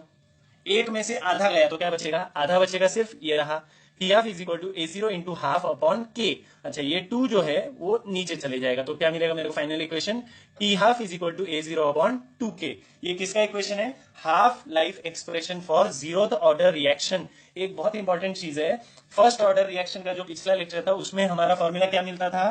T half is equal to 0.693 upon K, मतलब फर्स्ट ऑर्डर रिएक्शन के लिए के कांस्टेंट वैल्यू थी, 0.693 कांस्टेंट वैल्यू थी, मतलब फर्स्ट ऑर्डर रिएक्शन का टी हाफ इनिशियल या फाइनल कॉन्सेंट्रेशन पे डिपेंडेंट नहीं था, क्योंकि फॉर्मूला में ही नहीं है. It was independent of the initial and final concentrations. But here, for zeroth order reaction, the formula is showing A0 also in the RHS terms. So what we can conclude, for zeroth order reaction, initial concentration of reactant is very important for determining the half life. ठीक है, एक बात. दूसरी बात बच्चों, यहाँ पे first order का ये फॉर्मूला है, के का जो यूनिट होगा उसका उल्टा, देखो के किधर है, डिनोमिनेटर में, तो के का जो भी यूनिट होगा उसका उल्टा टी हाफ का यूनिट होगा, बराबर. मतलब टी हाफ का यूनिट सिर्फ के पे डिपेंडेंट है और के का भी यूनिट सिर्फ टी हाफ पे डिपेंडेंट है. एक बात. दूसरा बात, यहाँ पे टी हाफ का जो यूनिट है वो A0 पे भी डिपेंडेंट है और के पे भी. देखो बच्चों, यहाँ पे अगर मैं के निकालता हूँ इसके लिए, जीरो ऑर्डर के लिए, तो क्या मिलेगा, K is equal to A0 upon 2 half. एक बात सोचो, A0 यानी क्या, concentration of A at time 0 seconds initial. 2 छोड़ दो, कांस्टेंट है, टी हाफ टाइम है, तो टी हाफ का यूनिट क्या होगा, सेकेंड्स डिनोमिनेटर में. कॉन्सेंट्रेशन किसी भी चीज का कैसे चेक करते हैं हम, मोलार में. ठीक है, तो यहाँ पे यूनिट क्या आएगा बच्चों, के का मोलार पर सेकेंड. समझ में आ रहा क्या बोलना चाहता हूं, पक्का. ओके, किसका, के का यूनिट. और यहाँ पे क्या आएगा, देखो बच्चों, फर्स्ट ऑर्डर के लिए K is equal to 0.693 upon T half, मतलब यहाँ पे डिनोमिनेटर में टी हाफ है, तो यूनिट क्या आएगा, 1 अपॉन सेकेंड, यानी सेकेंड इनवर्स. मतलब आप के यूनिट से भी डिटरमाइन कर सकते हो कि कौन से ऑर्डर का रिएक्शन है. अगर के का यूनिट सेकेंड इनवर्स आया तो क्या बोलूंगा मैं इसको, फर्स्ट ऑर्डर.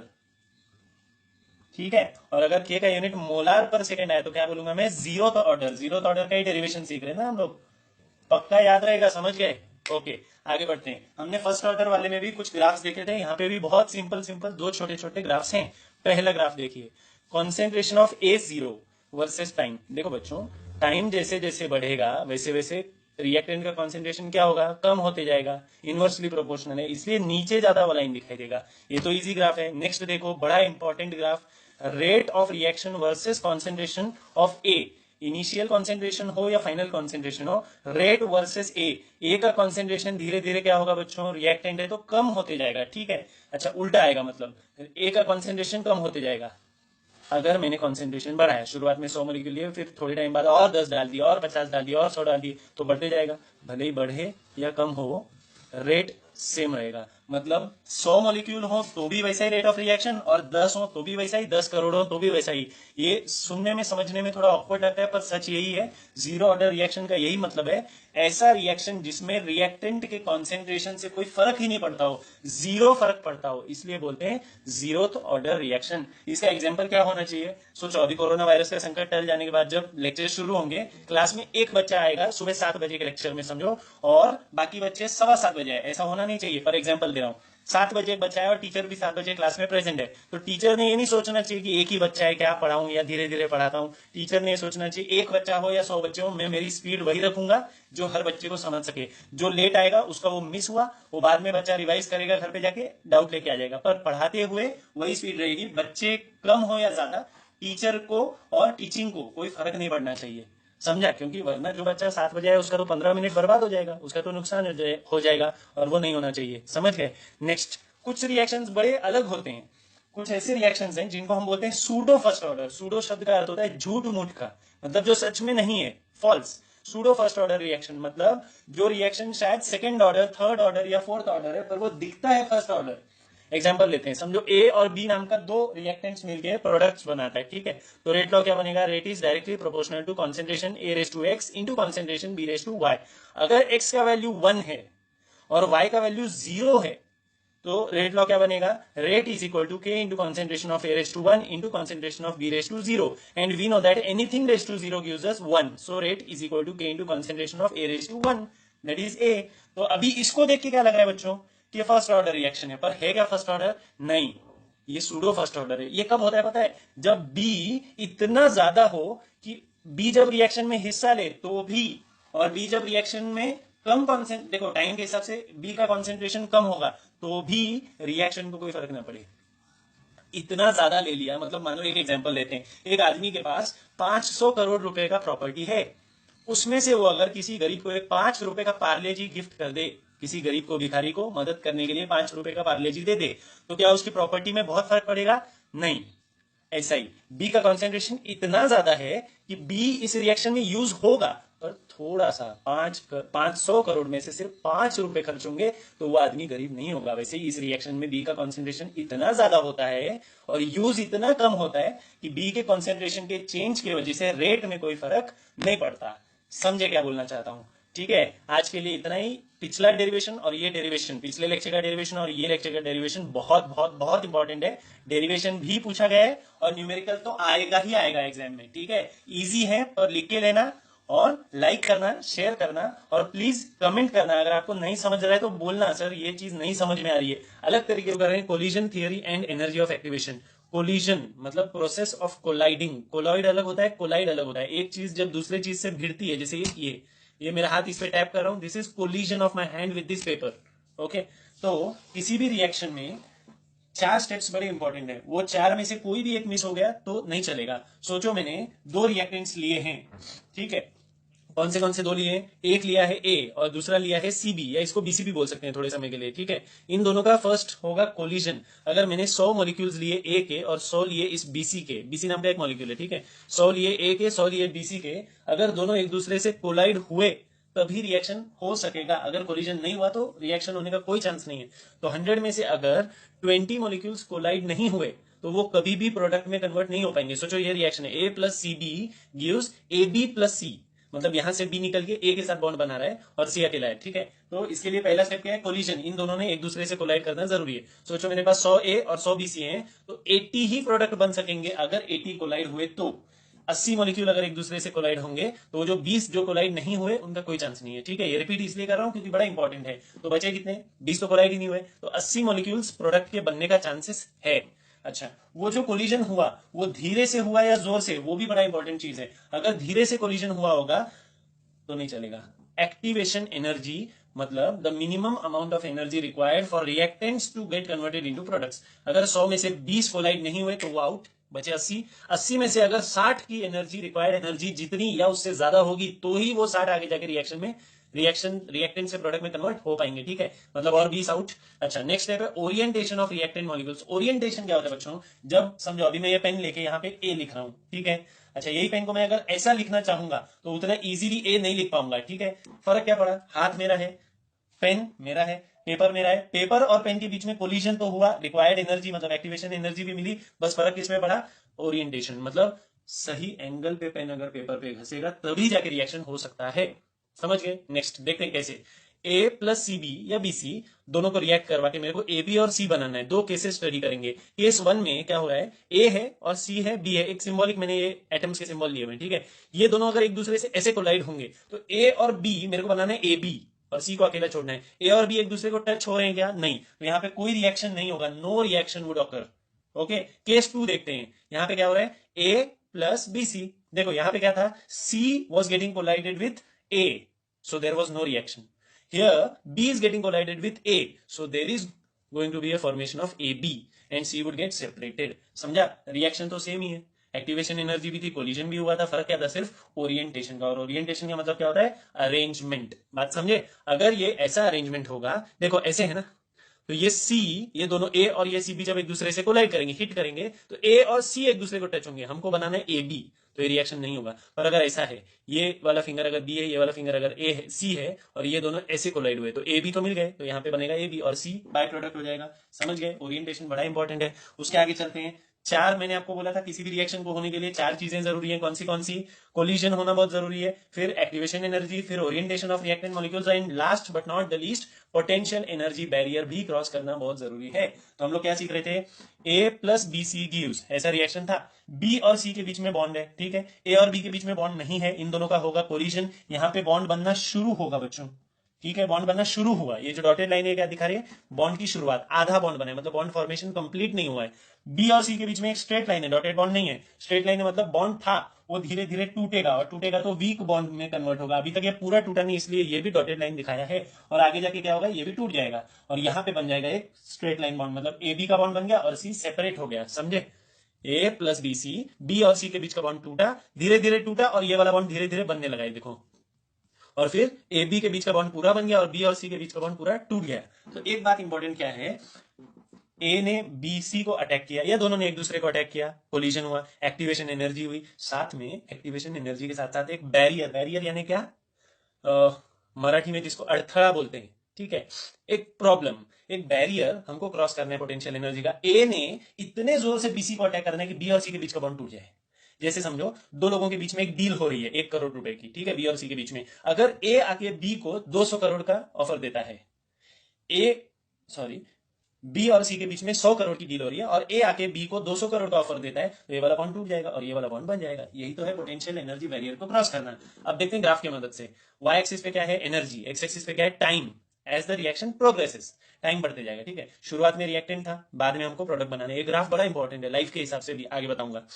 रिएक्टेंट का एक लेवल ऑफ एनर्जी है और फिर रिएक्टेंट को बहुत एक्साइट किया जाएगा एक्टिवेशन एनर्जी देके, फिर वो बनाएगा प्रोडक्ट। बच्चों रिएक्टेंट का एनर्जी जनरली प्रोडक्ट से ज्यादा होता है, रिएक्टेंट का एनर्जी ज्यादा होता है प्रोडक्ट से, क्योंकि रिएक्टेंट एक्साइटेड है और वो बहुत एक्साइट उसको किया जाएगा, इतना एक्साइट किया जाएगा वो एक ट्रांजिशन स्टेट पे जाएंगे, रिएक्टिविटी बढ़ जाएगी और बाद में एक शांत प्रोडक्ट फॉर्म हो जाएगा, समझे। तो ये जो डिफरेंस है, ये रिएक्टेंट की हाइट से जो जितना ऊपर तक लेके जा रहे हैं एनर्जी, वो है हमने बाहर से दी हुई एनर्जी, मतलब क्या, activation energy, minimum amount of energy required, वो, ठीक है। और रिएक्टेंट का ये एनर्जी बच्चों, ये लाइन जो है डॉटेड लाइन, ये रिएक्टेंट का एनर्जी है। प्रोडक्ट का एनर्जी अगर मैं पीछे खींचूं तो ये प्रोडक्ट का, ये जो डिफरेंस है ये चेंज इन एनर्जी है। जब रिएक्टेंट का एनर्जी ज्यादा होता है, प्रोडक्ट का एनर्जी कम होता है, रिएक्टेंट का ज्यादा होता है, प्रोडक्ट का कम होता है एनर्जी, तो कुछ एनर्जी बाहर फेंक दी जाती है सिस्टम से बाहर, मतलब एक्सोथर्मिक रिएक्शन।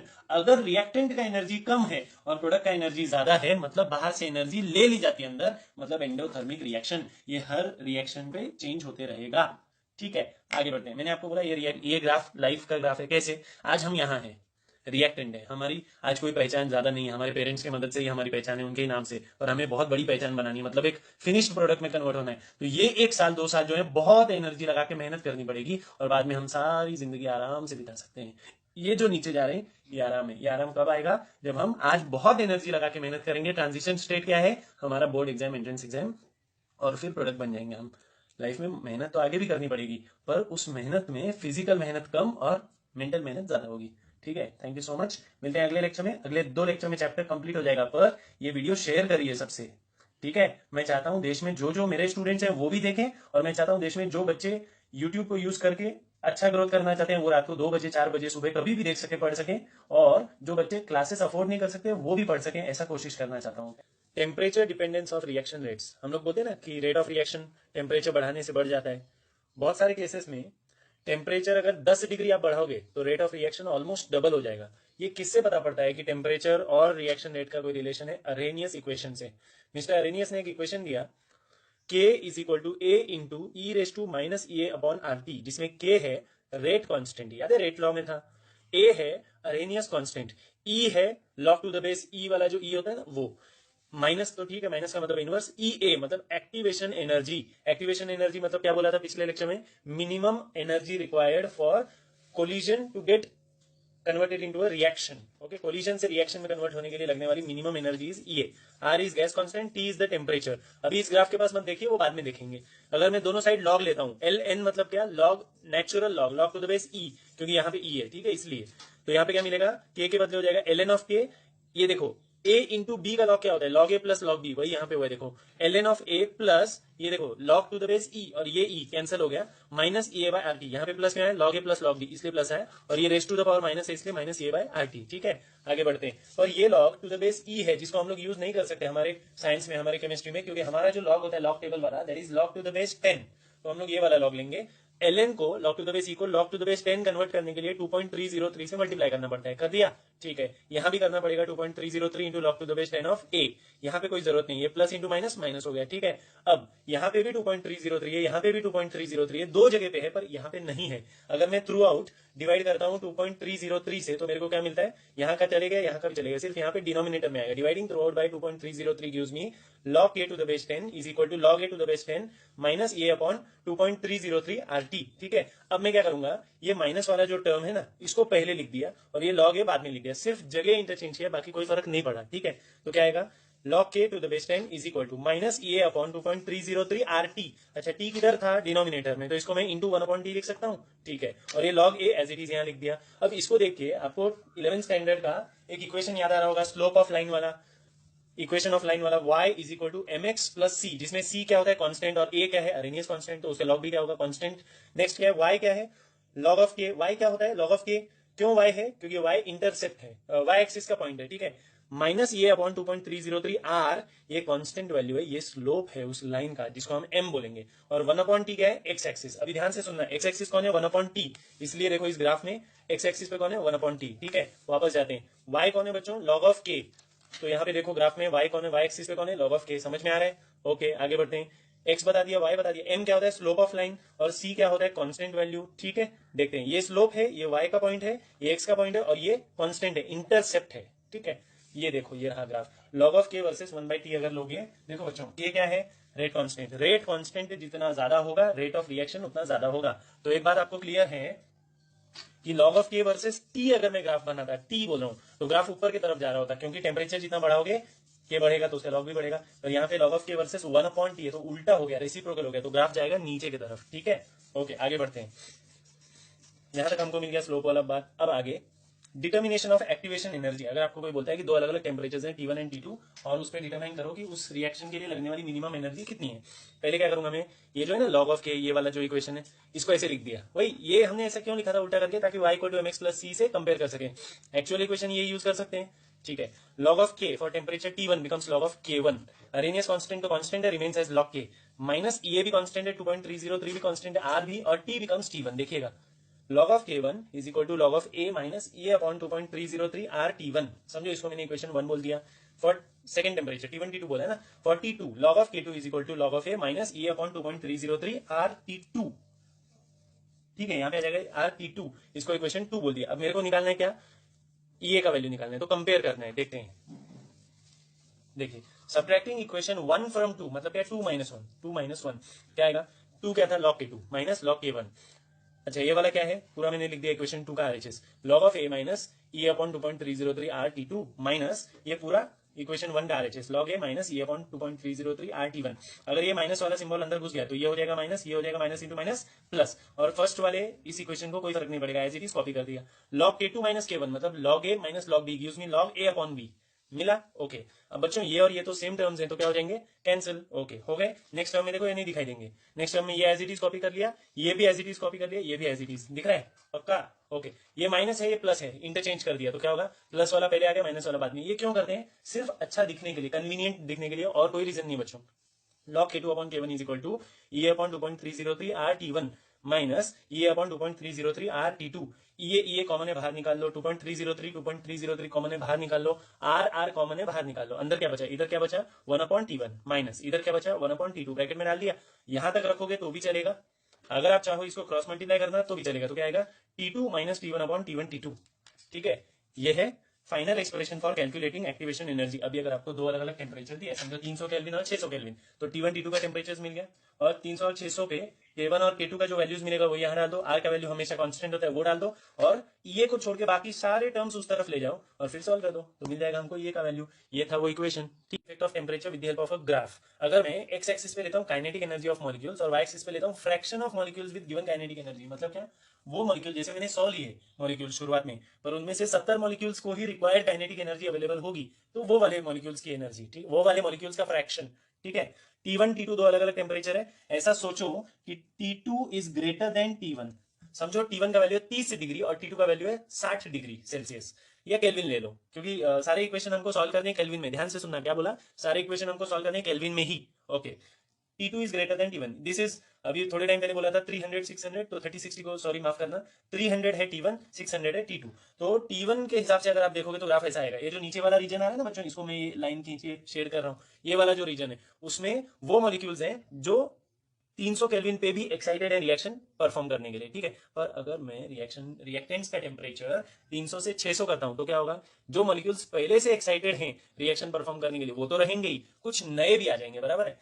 तो क्या बोला, T1 पे इतने मॉलिक्यूल हैं, समझो कितने 100, तो T2 पे और ज्यादा टेम्परेचर पे शायद 150 मॉलिक्यूल्स होंगे, शायद 200 मॉलिक्यूल्स होंगे, मतलब ये 100 तो होंगे ही और नए 50 या 100 आ जाएंगे ना, समझ में आ रहा है क्या बोलना चाहता हूँ? तो रेट ऑफ रिएक्शन और बढ़ जाएगा। अच्छा ये हो गया। इक्वेशन से भी एक बार चेक कर लेते, कंपेयर कर लेते हैं। हमारा इक्वेशन था ना अरेनियस वाला, उसमें ये था term E raise to minus A upon R T, उससे कंपेयर करते हैं। देखना, अगर मैं टेम्परेचर इंक्रीज करता हूँ, आई एन सी मतलब इंक्रीज, डी सी मतलब decrease, if I am increasing the temperature E A upon R T value decreases.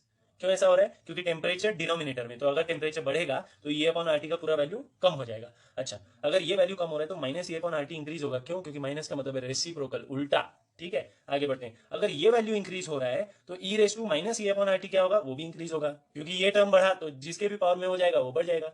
अच्छा, अगर ये टर्म इंक्रीज हुआ तो रेट कांस्टेंट के भी इंक्रीज होगा, और हमको पता है कि के अगर इंक्रीज हुआ तो रेट तो इंक्रीज होगा ही। तो इन शॉर्ट क्या बताना चाहता हूं? If temperature increases, rate of reaction increases, speed of reaction increases. बस, आगे बढ़ते हैं। अच्छा, एक बहुत इंपॉर्टेंट फैक्टर होता है कैटलिस्ट।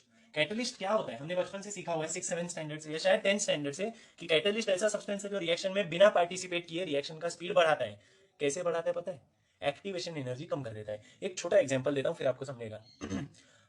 जुपिटर नाम की एक गाड़ी आती है, उसका जब एड अमिताभ बच्चन नहीं करता था, कोई कॉमन एक छोटा मोटा एक्टर करता था, तब उसके महीने के 10,000 गाड़ियां पीसेस बिकती थी। ठीक है, पर अमिताभ बच्चन ऐड करने लगा तब से 50-55 हजार गाड़ियां बिकती हैं। इसका क्या मतलब है? वो जो 10,000 लोग थे ना, उनको अमिताभ बच्चन से या किसी बड़े एक्टर से वास्ता नहीं है, वो टीवीएस कंपनी से वास्ता रखते हैं। टीवीएस कंपनी की गाड़ी, इंडियन कंपनी की अच्छी कंपनी है, इसलिए उसकी गाड़ी खरीदते हैं सीधा। पर अमिताभ बच्चन ऐड कर रहा है इस विश्वास से, और 40,000 लोग ऐड हो गए, तब जाके 50-55 हजार गाड़ियां बिकने लगी। तो अमिताभ बच्चन कैटलिस्ट है। ठीक है, वो क्या कर रहा है? एक्टिवेशन एनर्जी कम कर रहा है, मतलब लोगों को सोचने पे ज्यादा फोकस ही नहीं होता। हाँ, अमिताभ बच्चन ऐड कर रहा है मतलब अच्छी चीज है, ऐसा समझे। एग्जाम्पल, आगे चलते हैं। ग्राफ देखें। एक्स एक्सिस कौन है? एनर्जी। वाई एक्सिस कौन है? Fraction of molecules. ठीक है, अभी ये वाला जो रीजन है ना, ये जिसको मैं ये ऐसा शेड कर देता हूँ, ये वाला रीजन है अनकैटलाइज्ड रिएक्शन का, मतलब जहां पे कैटलिस्ट यूज नहीं किया तो भी जो मॉलिक्यूल्स रिएक्शन में हिस्सा लेंगे, मतलब वो 10,000 जो बिना अमिताभ बच्चन के ऐड के भी वो गाड़ी खरीदते थे। अच्छा, बाद में क्या हुआ? अमिताभ बच्चन ऐड करने लगा तो और 40,000 खरीदने लगे, मतलब कैटलाइज्ड रिएक्शन में पहले वाले 10,000 और नए 40,000, ऐसे पूरे 50,000 आएंगे। समझा? अब पॉइंट क्या है, सोचने वाली बात है कि हम इसको ग्राफ से तो समझ गए, अमिताभ बच्चन के एग्जांपल से भी समझ गए, पर इक्वेशन से कैसे समझेंगे? ये क्या होता है बच्चों? Activation energy. एग्जांपल लो, एक एंट्रेंस एग्जाम है जिसका फॉर्म का फीस है 2,000 रुपए, और दूसरा एंट्रेंस एग्जाम है जिसके फॉर्म का फीस है 50 रुपए, और दोनों से सेम टाइप के कॉलेजेस में एडमिशन मिलता है, तो कौन से फॉर्म ज्यादा बिकेंगे? सिंपल है, 50 रुपए वाले, क्योंकि वो सस्ते हैं। कम पैसे में भी अगर वही काम हो रहा होगा तो वही खरीदेंगे ना लोग। 50 रुपए वाले शायद 2-3 हजार या 4-5 हजार फॉर्म बिकेंगे, और 2,000 रुपए का एक फॉर्म है वो शायद 100-200 फॉर्म्स बिकेंगे, क्योंकि एक्टिवेशन एनर्जी मतलब पैसा कम लग रहा है। ई से एनर्जी, ई से इकोनॉमी, ऐसा याद रखो, इकोनॉमी है ना पैसा। एक्टिवेशन एनर्जी अगर डिक्रीज हुआ, कैटलिस्ट क्या करता है? रिक्वायर्ड एक्टिवेशन एनर्जी को कम कर देता है। सेम प्रोसेस करता है, सेम रिएक्शन, पर जो लगने वाली एनर्जी है वो कम हो जाती है। अगर एक्टिवेशन एनर्जी कम हुई तो ये अपॉन आर टी भी तो कम होगा, क्योंकि ये तो न्यूमरेटर में है। ठीक है, तो माइनस ये अपॉन आर टी इंक्रीज हो जाएगा। क्यों? क्योंकि माइनस का मतलब इनवर्स, ये की वैल्यू कम कर दी तो ये अपॉन आर टी भी कम हुआ, पर माइनस ये अपॉन आर टी बढ़ गया। अच्छा, अगर minus E upon R T बढ़ जाएगा तो वो जिसके पावर में जाएगा वो भी तो बढ़ेगा, E raise to minus E upon R T भी तो बढ़ेगा। ओके, उसके बाद में के भी तो बढ़ेगा। के क्या है? रेट कांस्टेंट, और अगर रेट कांस्टेंट बढ़ा तो रेट भी बढ़ेगा। ये 6 फॉर्मूले हैं इस चैप्टर में ओवरऑल, उसकी लिस्ट बना ली है। 1-2 फर्स्ट ऑर्डर रिएक्शन के लिए, और नेक्स्ट 2 जीरो ऑर्डर रिएक्शन के लिए, और नेक्स्ट 2 एक्टिवेशन एनर्जी के लिए। बात खत्म, 6 ही फॉर्मूले। ठीक है, बीच बीच में हम लोग क्वेश्चन देखेंगे, फॉर्मूला भी बीच में लाऊंगा। शुरू करते हैं।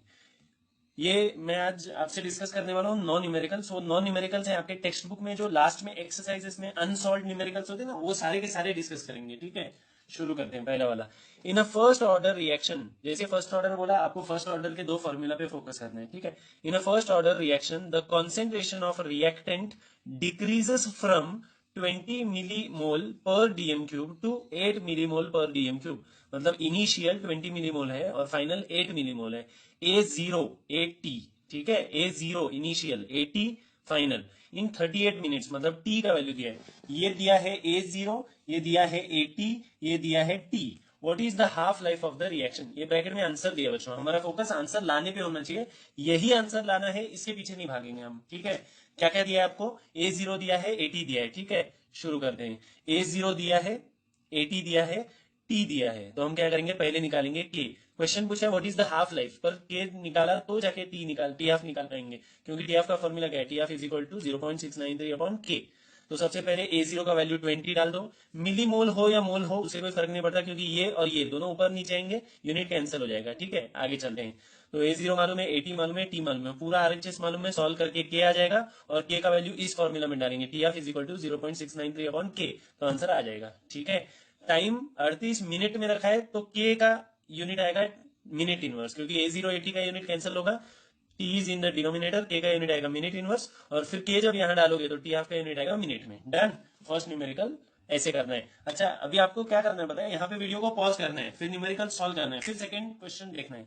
The half life of a first order, फिर से वही फर्स्ट ऑर्डर रिएक्शन इज, यहाँ पे देखो हाफ लाइफ दिया है 1.7 hours. How long will it take for 20% of the reactant to react. ठीक है, ये ब्रैकेट में आंसर दिया हुआ है, इस पे अभी फोकस मत करो।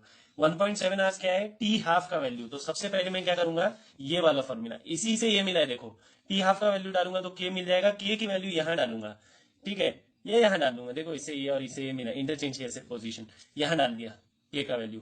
A0 कितना है परसेंट में, जब जब क्वेश्चन हो, हाँ आज के लेक्चर का गोल्डन स्टेटमेंट है, जब जब क्वेश्चन परसेंट में हो A0 का वैल्यू हमेशा 100 ही लेना है, क्योंकि 100%। अच्छा क्या बोला, how long will it take for 20% of reactant to react, मतलब 80% बच गया ना, 100 माइनस 20, A0 का वैल्यू 100 है, AT का वैल्यू होगा 100 माइनस 20, क्योंकि 100 में से 20% रिएक्ट हुआ है, तो बचा कितना 80, 100 डिवाइडेड बाय 80, और के का वैल्यू मैंने यहां से निकाला है, बराबर है, ये वाले फॉर्मूला से टी एफ का वैल्यू डाल दिया, ये निकाल लिया, ये एक ही फॉर्मूला है, सिर्फ इधर उधर एक्सचेंज किया sides.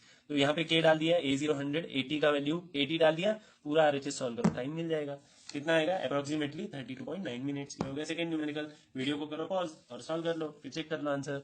Next, the energy of activation EA for first order reaction is 104 kilo joule per mole. The rate, मतलब ये EA का value 104 kilo joule per mole.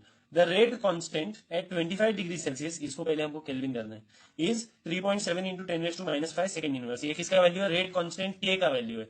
What is the rate constant eight 30 degree, मतलब इसको मैं बोलूंगा K1, इसको temperature बोलूंगा T1, 25 plus 273 करके केल्विन में निकालूंगा, फिर T1 बोलूंगा, और ये 30 प्लस 273 करके केल्विन में, इसको बोलूंगा T2, और हमको निकालना है K2। अच्छा आर का वैल्यू यहाँ पे दिया हुआ है, पर देखो बच्चों 8.314 जूल पर केल्विन मोल, ये है जूल और ये है किलो जूल, तो नहीं चलेगा, दोनों यूनिट्स डिफरेंट नहीं चलेगा। अगर ये जूल है तो इसको भी जूल करो, या फिर इसको किलो जूल रखना है आपको तो इसको भी किलो जूल करो, ये इजी है। 104 किलो जूल पर मोल को मैं 104 इंटू 10⁻³ जूल पर मोल लिख दूंगा, ठीक है। फॉर्मूला सीधा सीधा देखना, क्या है फॉर्मूला, एक्टिवेशन एनर्जी का मैंने आपको बताया, तीसरा देखा है ना हम न्यूमेरिकल। ओके देखो बच्चों, log of K2 upon K1, K2 का वैल्यू आपको पूछा गया है 30 डिग्री पे, तो K2 नहीं मालूम, K1 मालूम है, EA का वैल्यू मालूम है 104 किलो जूल पर मोल, 104 इंटू 10⁻³ जूल पर मोल है ना।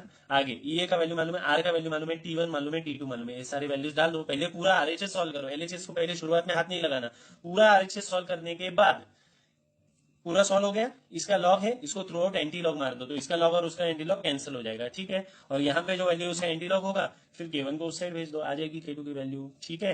अब देखते हैं चौथा numerical, what is the energy of activation of a reaction whose rate constant doubles, मतलब K1 की जो वैल्यू है उससे डबल K2 की वैल्यू है, when the temperature changes from 303 to 313, मतलब T1 का वैल्यू 303, T2 का वैल्यू 313, और K1 is K1 only, but K2 is twice K1, मतलब क्या क्या मालूम है बच्चों, देखो क्या क्या मालूम है, K2 के बदले क्या लिखूंगा, ट्वाइस K1, और नीचे K1 ही आएगा, तो K1 K1 cancel, log of 2 बचेगा, तो LHS पूरा सॉल्व हो गया।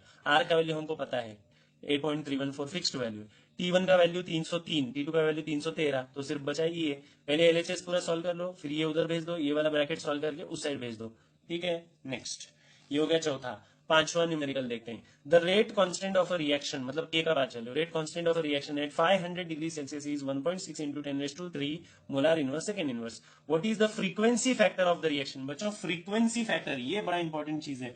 अब तक हमने अर्हेनियस कांस्टेंट बोला था जिसको, वही चीज इस वक्त फ्रीक्वेंसी फैक्टर शब्द दिया गया, बाकी कोई फर्क नहीं बच्चों।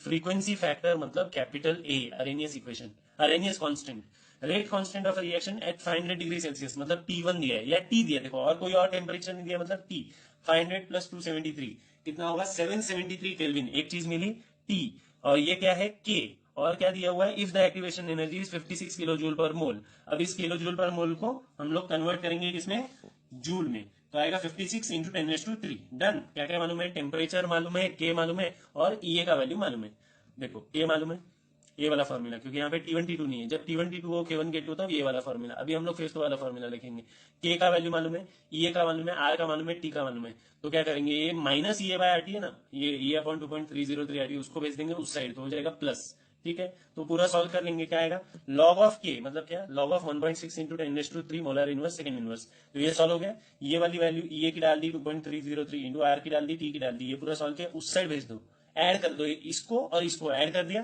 तो एक वैल्यू मिलेगी। हमको ए पूछा है, लॉग ऑफ ए नहीं, तो मैं क्या करूंगा, थ्रू आउट मारूंगा एंटी लॉग, और थ्रू आउट एंटी लॉग मारने से क्या मिलेगा, ए का वैल्यू मिल जाएगा। समझ गए, स्टेप करके देखिए, आंसर आना चाहिए 9.72 into 10⁻²। Integrated rate law for gas phase reactions, ये एफ का कोई मतलब नहीं यहाँ पे, ऐसे ही बाय मिस्टेक प्रिंट हुआ है टेक्स्ट बुक में, इसलिए वो कॉपी किया मैंने और बाद में कट करके दिखा रहा हूँ ताकि आपको क्लियर रहे। इंटीग्रेटेड रेट लॉ हमने पहले भी देखा है, बस यहाँ पे गैस फेज वाले रिएक्शंस के लिए, मतलब ऐसा रिएक्शन जिसमें सारे रिएक्टेंट्स और सारे प्रोडक्ट्स गैस होंगे। A is a gas produces B gas plus C gas. Let the initial pressure of A, मतलब शुरुआत में तो सिर्फ ए था, बी और सी तो नहीं होंगे, बी और सी का इनिशियल कॉन्सेंट्रेशन 0 होगा। शुरुआत में ए का pressure, initial pressure is P I, that decreases by X within time T. जैसे जैसे समय आगे बढ़ेगा ए का कॉन्सेंट्रेशन कम होते जाएगा क्योंकि ये रिएक्टेंट है, ठीक है। तो टाइम टी के बाद में प्रेशर ऑफ ए कितना बचेगा, let the initial pressure of A is P I that decreases by X within time T. तो pressure of reactant A time T कितना होगा, P A is P I minus X, मतलब initial minus थोड़ा कम हो गया, वो थोड़ा कितना है, एक्स। अब हमको यहाँ पे दिख रहा है कि एक ए, यहाँ पे कोई कोएफिशिएंट नहीं, मतलब एक ए का टुकड़ा हुआ तो एक बी और एक सी बनता है, बराबर है। मतलब अगर एक्स मॉलिक्यूल्स ऑफ ए कम होंगे तो बी और सी के एक्स एक्स बढ़ जाएंगे, बराबर। The pressures of products B and C at time T are PB, pressure of B is equal to pressure of C is equal to X, ठीक है। The total pressure at time T is taken, the total pressure at time T is then P is equal to, देखो बच्चों total pressure क्या होगा, P is equal to PA plus PB plus PC। उस बर्तन में A भी है, B भी है, C भी है, सबका टोटल ऐड कर दिया तो PA क्या है बच्चों, PI माइनस एक्स। देखो बच्चों ये लिख दिया PI minus x, plus PB कितना है एक्स, पीसी कितना है एक्स, तो प्लस एक्स, समझ गए। तो ये माइनस एक्स, ये प्लस एक्स कैंसिल हो जाएगा, तो बचा क्या, पी आई प्लस एक्स। ये क्या है बच्चों, टोटल प्रेशर पी, कभी कभी इसको पीटी भी बोलते हैं, ऐसा भी लिखते हैं, PT is equal to P I plus x. यहाँ पे टी लिखोगे तो भी चलेगा और नहीं लिखोगे तो भी चलेगा, ठीक है। अगर मेरे को पता है कि पीटी या P is equal to P I plus x, तो अगर किसी ने पूछा व्हाट इज एक्स, तो पी आई को उस साइड भेज दो, क्या मिलेगा, x is equal to P minus P I, बराबर है क्या, स्टेप समझ में आ रहा है, ये पी आई उस तरफ चलेगा, ठीक है, done.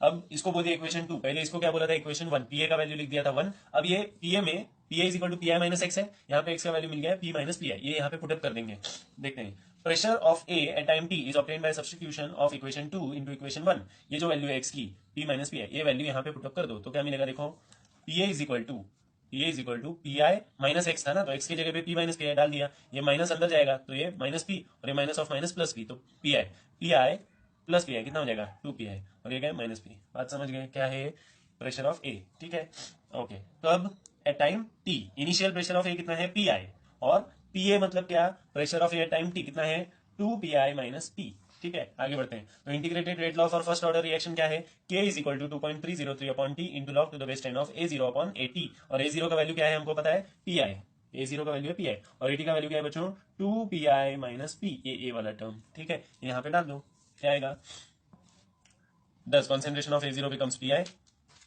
and concentration of AT becomes 2PI minus P, clear है, ओके। ये वैल्यूज यहाँ पे पुटअप कर दी, बात खत्म। क्या मिलेगा, substitution in above reaction gives K is equal to 2.303 upon T as it is copy किया, log to the base 10, log to the base 10, A0 becomes PI, AT becomes 2PI minus P, समझ गए। ये है final equation किसका, integrated rate law for gas phase reaction, जहां पे यहाँ पे A0 अपॉन AT होता था, उसके बदले हमने प्रेशर के टर्म्स में लिखा है, बाकी कोई भी चेंज नहीं किया है, ठीक है। Thank you so much. अगला लेक्चर प्योर न्यूमेरिकल बेस्ड होगा, उसमें सब कुछ सिर्फ न्यूमेरिकल्स ही पढ़ाया जाएगा, ठीक है। Chapter theoretically and derivation wise पूरा कंप्लीट हो चुका है। अगले लेक्चर में 9 अनसॉल्व्ड न्यूमेरिकल्स हैं टेक्स्ट बुक में, अनसॉल्व्ड, सॉल्व तो है ही, उसके सारे स्टेप्स लिए गए, अनसॉल्व्ड वाला क्वेश्चन देख के डायरेक्टली कैसे हमको सॉल्व करने का स्टेप्स बनाना है वो बताऊंगा। Thank you so much.